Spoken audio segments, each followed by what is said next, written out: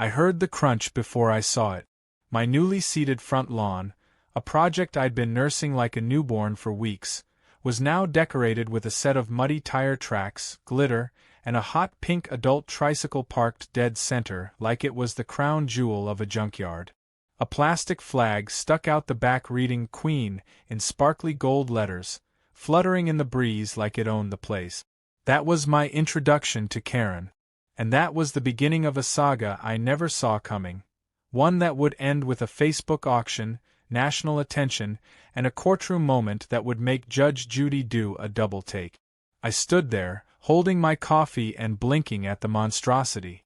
3 wheels, a Hello Kitty horn, and a mesh basket crammed with reusable shopping bags, half a yoga mat, and what I swear was a raw beet in a mason jar. Who just leaves something like this in someone else's yard? Was this some kind of weird adult scavenger hunt? A prank? A cry for help? Before I could even finish my internal rant, the sound of flip-flops slapping against pavement snapped me out of it. There she was, Karen. Leopard-print leggings, oversized sunglasses, and a designer hoodie that looked like it cost more than my lawnmower. She sipped from a comically large iced coffee like she was strolling through her personal estate. "Oh good," she said without a hint of irony, "you found it." "Found it? Found it?" I blinked. "I didn't lose it." She laughed like I had just made a dad joke. "I left it here. I needed a break and your lawn has such nice energy. I knew you wouldn't mind." My jaw unhinged like a cartoon character's. "You left your bike." "Tricycle," she corrected. "In my yard without asking? And just assumed I'd be fine with that." She waved her hand like I was boring her. "It's not like it's hurting anything. You barely have grass yet." I glanced at the tire tracks running through the soft, dark soil I had painstakingly leveled, seeded, and watered for weeks. Barely had grass? That was the point. It was still growing.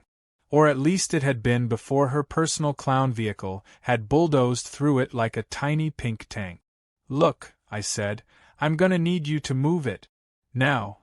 Karen tilted her head like she was studying a squirrel. "You can't touch it. If you do, it's theft. My brother's a lawyer. I'll have you charged." I actually laughed. I couldn't help it. "Wait, you leave your tricycle on my property without permission, and now you're threatening me with legal action if I move it?"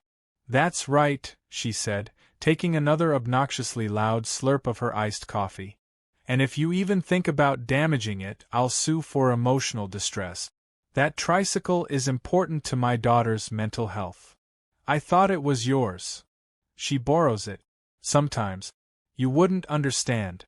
You don't have kids." I stared at her for a full 5 seconds.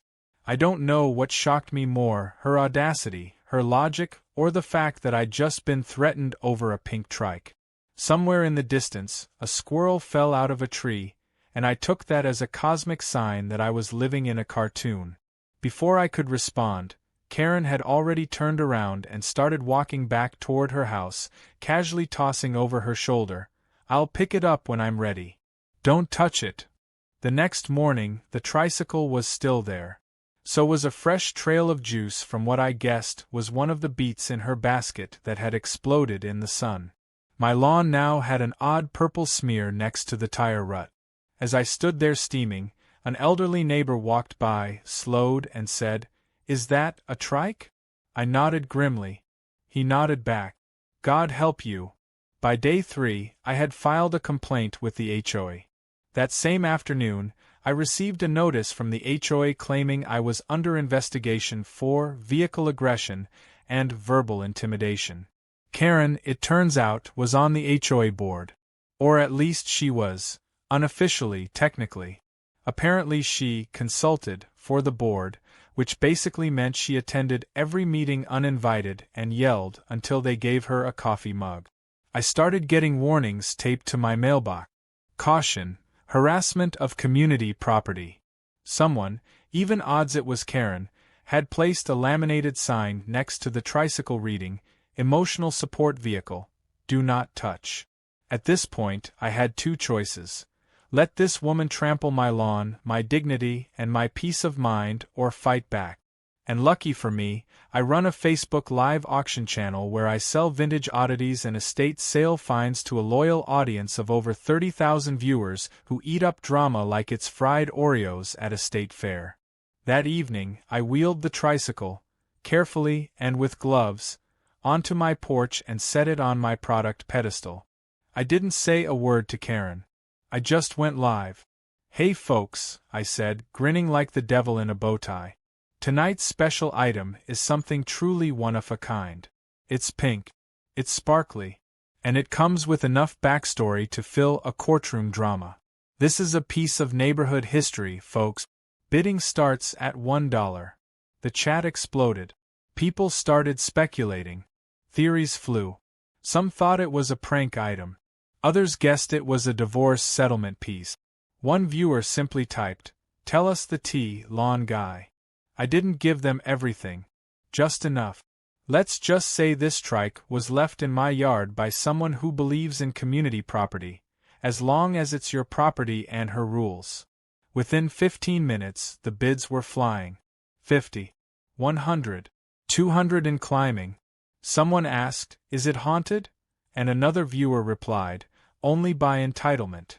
I had no idea that what I thought would be a petty jab at Karen would turn into a full-on viral event. Screenshots of the auction were already spreading across Facebook groups and Reddit thread. People were laughing, cheering, and demanding backstory. Then, I got the message. A screenshot. From one of my viewers. It showed the Facebook comment thread of a local community group. Karen, under a profile named Justice for the Innocent Mom, had commented in all caps, "That is my tricycle. He stole it. This is illegal." I refreshed the live feed and said, "Looks like the original owner is watching, folks. Bid wisely. This baby comes with a lawsuit-shaped bonus." I knew Karen was going to blow a gasket. What I didn't know was that she was about to show up midstream, and that's when things were really going to take off. The next morning, I woke up to my doorbell ringing like someone was trying to summon the dead. I already knew who it was before I opened the door. There she stood, Karen in all her chaotic glory, wearing a rhinestone-studded tracksuit and holding her phone in one hand like it was a legal document. Her mouth was already open and flapping before I could even say good morning. "You're going to jail," she snapped, jabbing her phone in my direction. "I have it all saved. The live stream, the comments, everything. You committed theft, identity theft, emotional theft." I blinked. "Emotional theft? My daughter is devastated," she screamed, tears of either rage or caffeine withdrawal threatening to spill down her cheeks. "That tricycle was a gift from her therapist. You just mocked her trauma in front of the entire internet." I took a deep breath, resisting the very real urge to ask what kind of therapist prescribes pink tricycles with tassels. "Karen, your daughter's in college 3 states away. You told me that. She zooms. She rides it for spiritual therapy. You've endangered her growth." Before I could even respond, she shoved a cease and desist letter at my chest. It was printed in Comic Sans, had 3 different colors of ink, and was signed only Karen.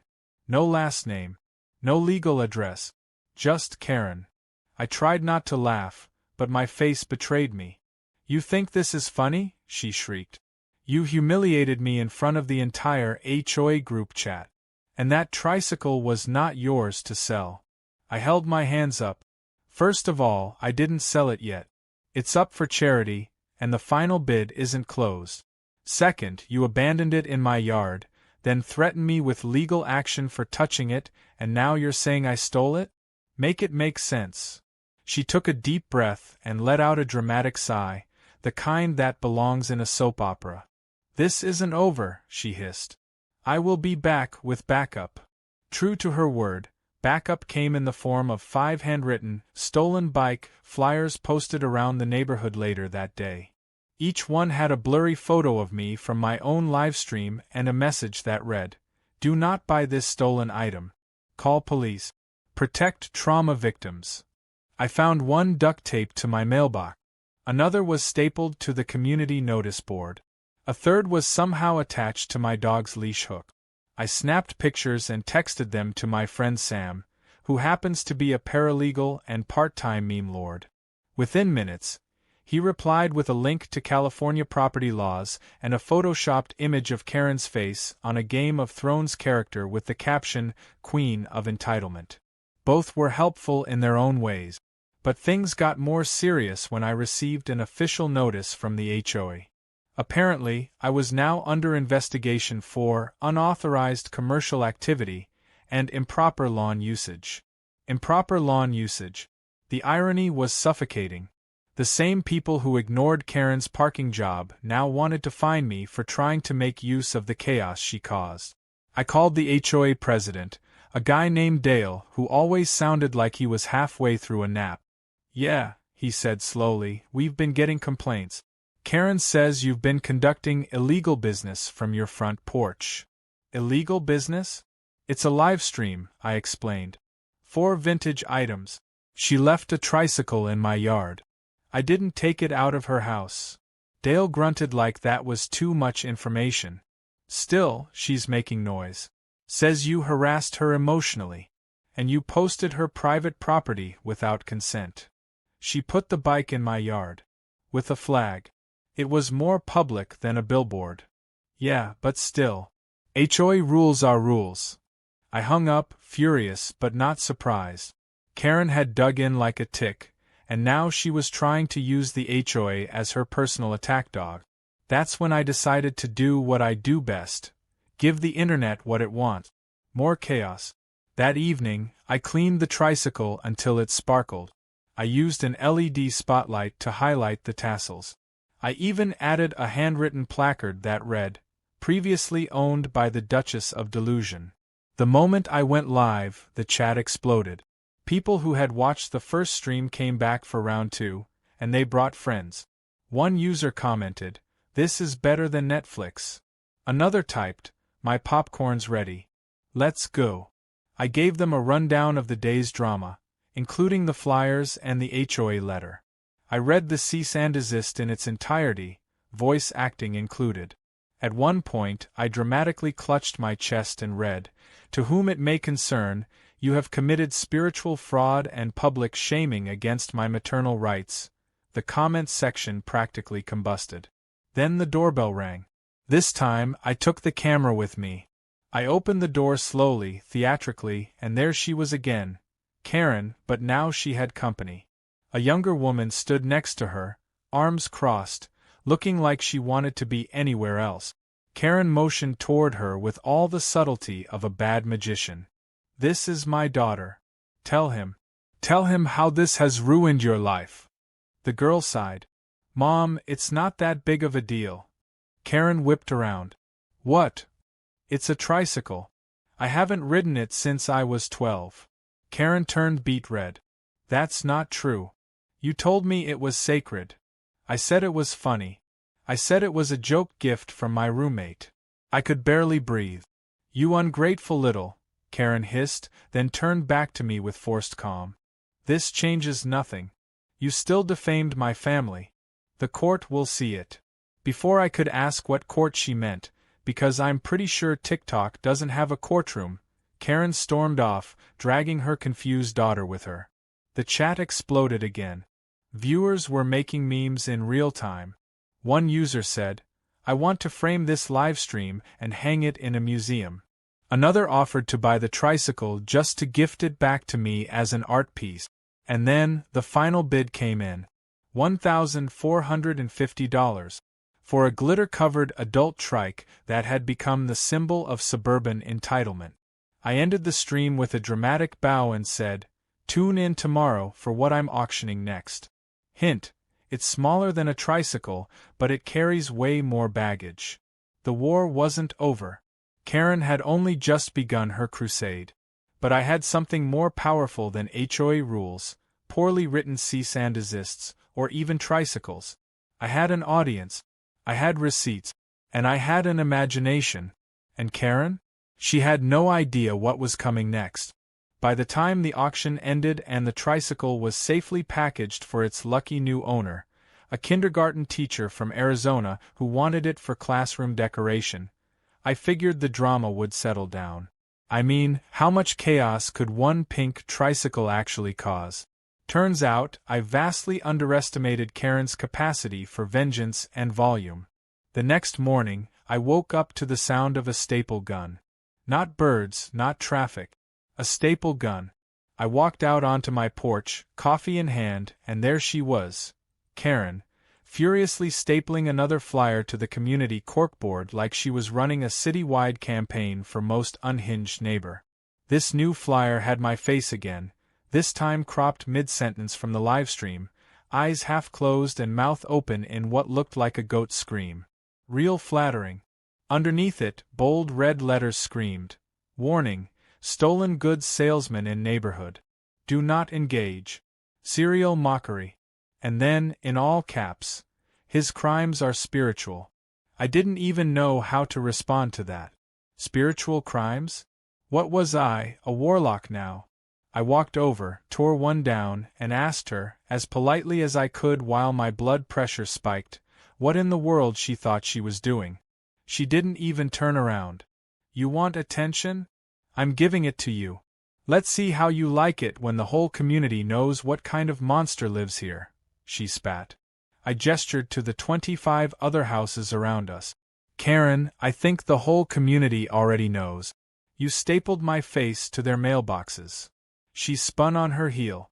"And I will keep stapling it until you return what you stole and issue a public apology. Or until you are evicted. Whichever comes first." "Evicted?" I asked. "From the house I own? I've spoken to the HOA. You're in violation of several clauses. Unauthorized business activity, defamation of character, and lawn damage. Oh, and disturbing the peace. You'll be lucky if they don't make you reseed the entire street." I laughed so hard I snorted. "You mean the lawn you destroyed with your tricycle?" "That was a medical vehicle." I turned and walked back to my porch before I lost it completely. I needed reinforcements, so I called Sam. He came over that afternoon with a box of legal folders, 3 cans of soda, and a grin so wide you'd think it was Christmas morning. "She messed with the wrong guy," he said, cracking his knuckles. "Let's write some letters." We started with a formal cease and desist for harassment and defamation. It was 5 pages long, detailed, and absolutely legal. Sam used words like malicious intent, public degradation, and unlawful public display. We mailed it and taped a copy to her door. She tore it up within 15 minutes and tossed the shreds on my lawn. Then came the HOA. I pulled up the bylaws and, with Sam's help, started highlighting everything Karen had violated in the past year. Unauthorized signage, non-permitted installations, excessive noise complaints. There were even photos from 3 months ago when she'd hosted a silent yoga rave that ended with 2 ambulances and a very confused mariachi band. I compiled it all into a packet and submitted it to the HOA board along with my complaint. The receptionist's eyes widened when she saw the stack. "This is comprehensive," she murmured. I nodded. "And it's just the tip of the iceberg." Later that week, I got word the HOA had opened an internal review into Karen's behavior and that her consulting role was being suspended until further notice.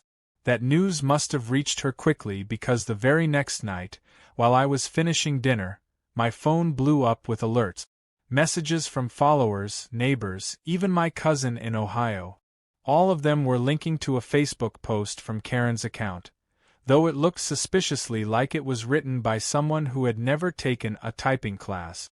The post read, "Stolen bike update.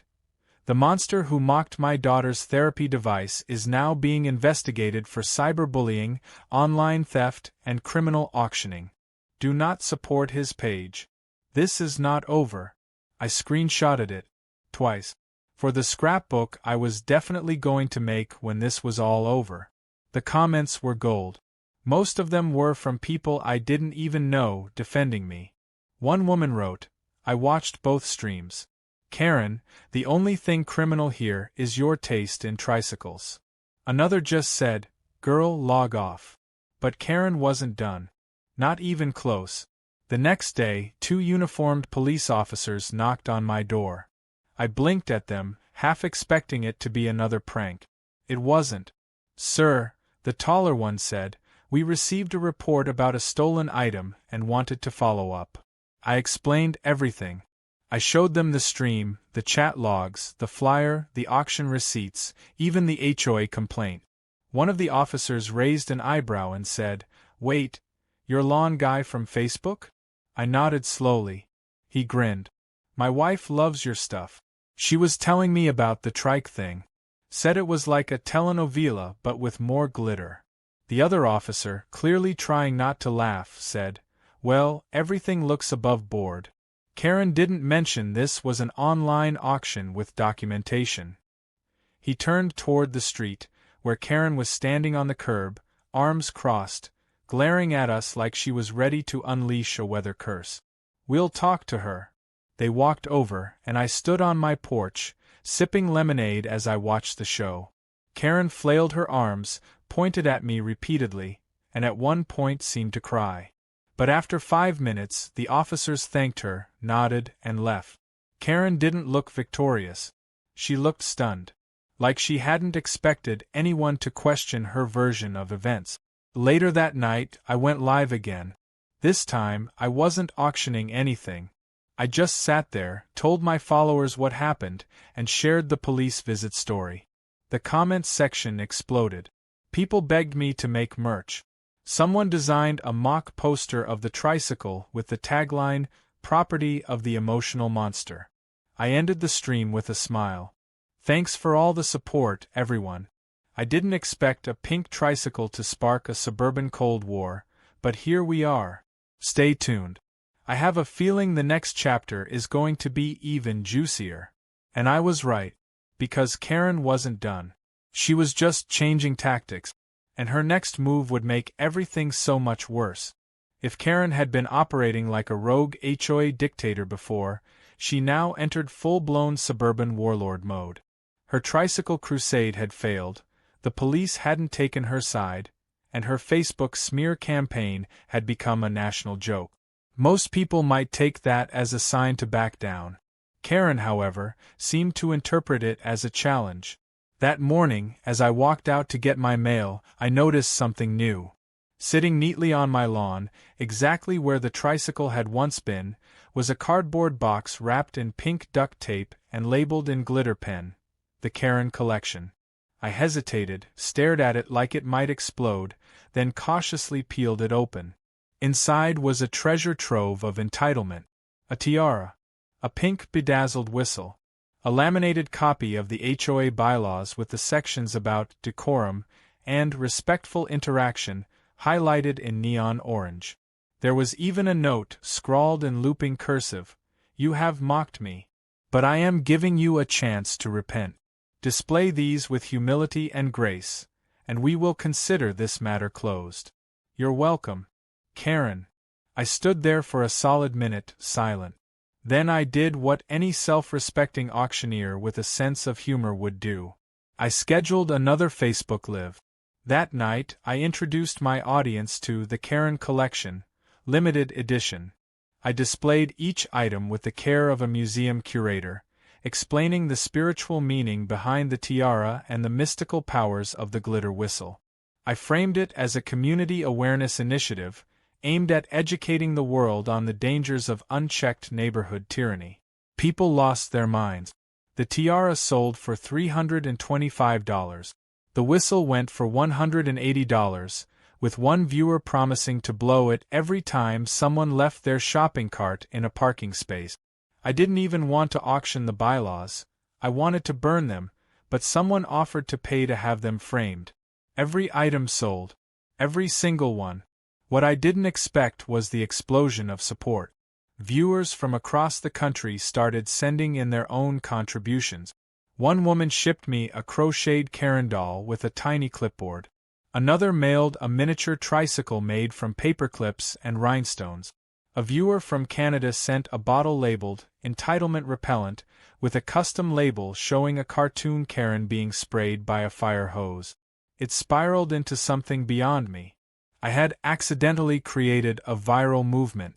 Karen, of course, was not pleased. The very next day, she marched into the HOA meeting, which she technically wasn't allowed to attend anymore, and demanded they fine me for cyberbullying, community mockery, and lawn exploitation. Thankfully, the board had reached their own tipping point. One of the members, a retired elementary school principal named Marcia, stood up, handed Karen a formal reprimand letter, and informed her that her advisory role was being suspended indefinitely pending further review. Karen lost it. She started yelling about how the board was corrupted by online clout, that I was manipulating the masses with digital witchcraft, and that she would take this to the state governor. Then she stormed out, knocked over a potted plant, and sped away on a mobility scooter that wasn't even hers. That night, I went live again, not for an auction but for a celebration. My viewers had turned this mess into something hilarious, something communal, something oddly heartwarming. We called it Karen Karma. People shared their own neighborhood horror stories. One guy told us about a neighbor who used a drone to spy on people's recycling bins. A woman revealed her HOA tried to ban tomato plants because they attracted rural energy. We laughed, we bonded, and I ended the stream by donating half of the auction proceeds to a non-profit that supports community gardening projects. But the cherry on top came a few days later. I got a knock on the door, another one I wasn't expecting. A local reporter had caught wind of the story. She'd seen the livestream clips circulating on TikTok and Reddit and wanted to interview me for a human interest piece. At first, I hesitated. The last thing I needed was Karen accusing me of selling her likeness to the media. But the reporter was professional, charming, and promised it would focus on the humor and charity aspect. We did the interview in my backyard, with the little glitter tricycle centerpiece set up behind me. When the piece aired on local news, it exceeded all expectations. The headline was "One Man's Lawn Becomes Ground Zero in Glitter War," and it featured dramatic reenactments using sock puppets. The internet loved it. It was shared thousands of times within hours. Karen, predictably, was apocalyptic. She posted a 3-paragraph rant on her public Facebook page, calling the news story fake, the puppets slanderous, and me a manipulator of weak minds. She even accused the reporter of being a paid actor in the anti-Karen conspiracy. That might have been the end of it, but no. Karen wasn't done. She filed a small claims suit. The paperwork came in a pink envelope, sealed with a sticker that said, "Justice for the real victims." She accused me of emotional damage, unlawful sale of personal property, and something she called spiritual exploitation of a healing tool. She wanted $2,500 in damages, an official public apology, and a retraction of all digital slander across the internet. I read the filing twice, then burst out laughing. Sam, of course, was delighted. "We're going to court," he said, rubbing his hands together like a cartoon villain. "And I'm bringing popcorn." But I didn't take this lightly. I knew court was serious business. So I gathered everything.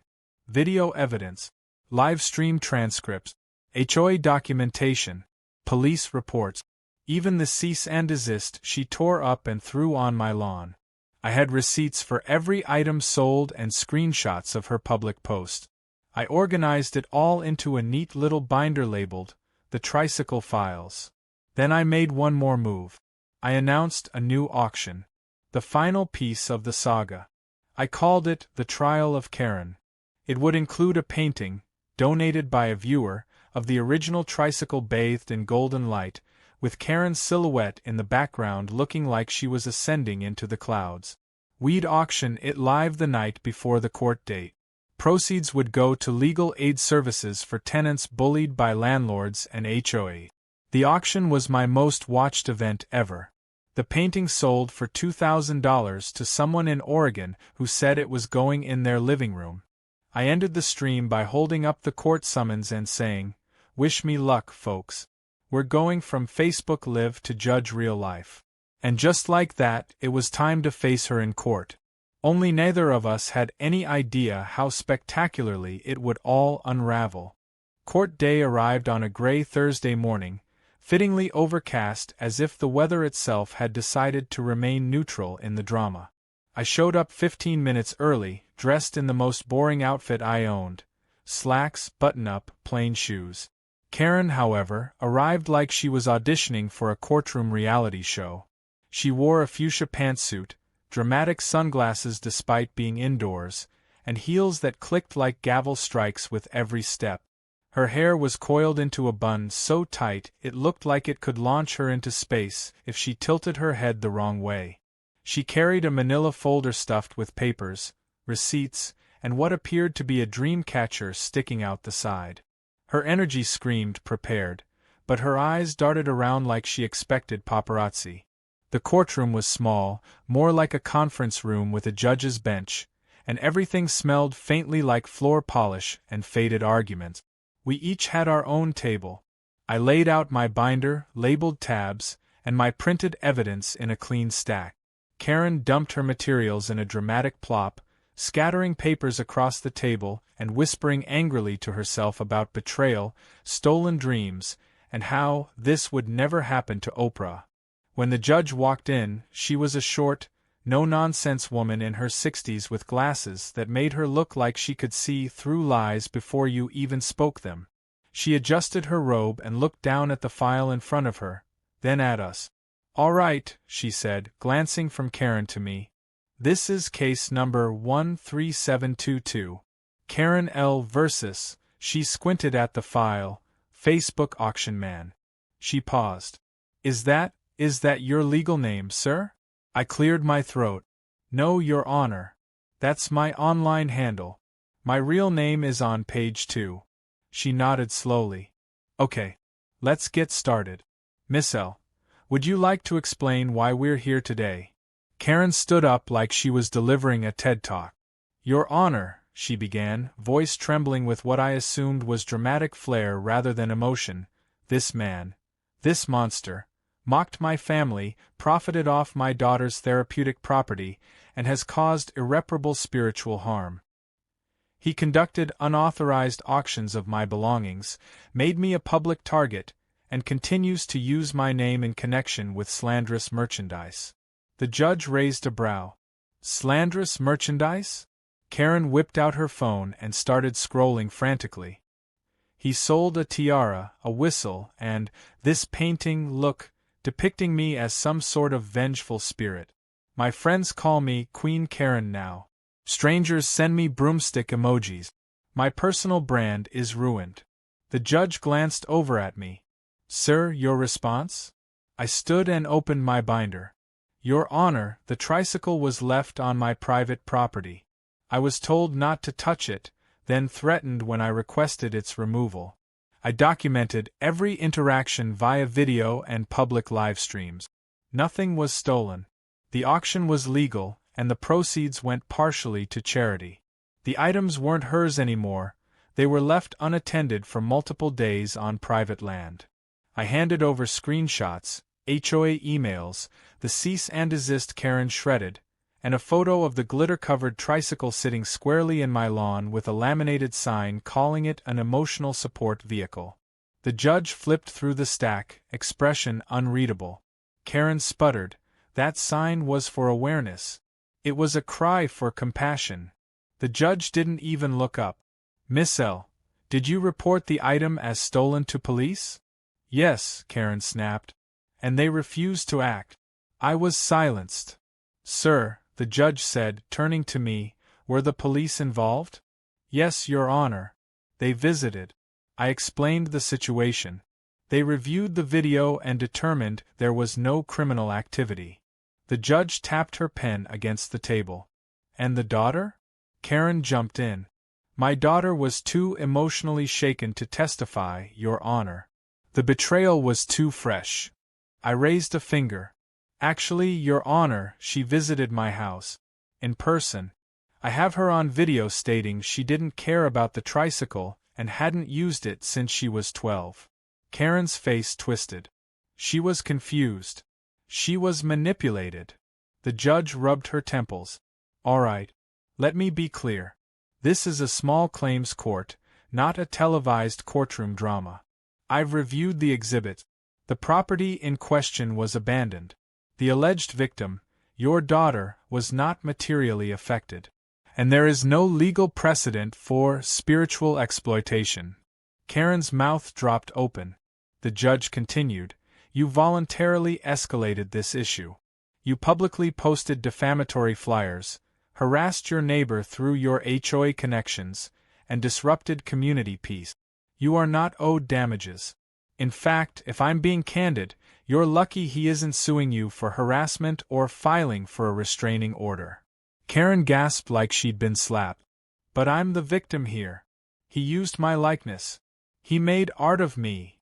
The judge looked at her flatly. Miss L., you cannot copyright your attitude. Case dismissed. The gavel hit the bench with a sharp thud. Karen stood there, stunned, as if the world had tilted under her feet. She opened her mouth to argue, but the judge had already moved on to the next case, calling out another name while scribbling in her folder. I packed my things calmly, gave a small nod to the clerk, and walked out without a word. Outside the courthouse, Sam was waiting with a camera. How'd it go? I grinned. You're looking at the innocent party in the case of Karen versus reality. That night, I went live again. Not with an auction, not with jokes. Just a quiet, honest stream thanking the people who stuck with me, shared their stories, and turned a ridiculous neighborhood feud into something meaningful. We laughed about the court quote. Someone had already made a t-shirt design. You cannot copyright your attitude. It sold out in 3 hours. The story hit national news.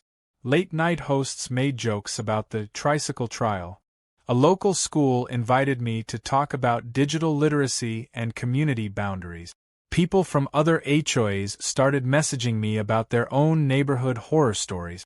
I even got an email from the kindergarten teacher in Arizona. She'd turned the Tricycle into a classroom mascot named Justice. As for Karen, her house went strangely quiet after the ruling. No more flyers. No more confrontations. A few weeks later, a moving truck appeared. Turns out, she'd only been house-sitting for her sister, who apparently had seen enough. The house was listed for rent within the month, and Karen was gone. I mowed my lawn in peace, finally. No tire tracks. No glitter. Just grass, sun, and the gentle hum of a neighborhood that had survived a glittery civil war. And every once in a while, a neighbor would walk by, point at my porch and say, "Is this the famous yard?" I'd smile, tip my imaginary tiara, and say, "The one and only."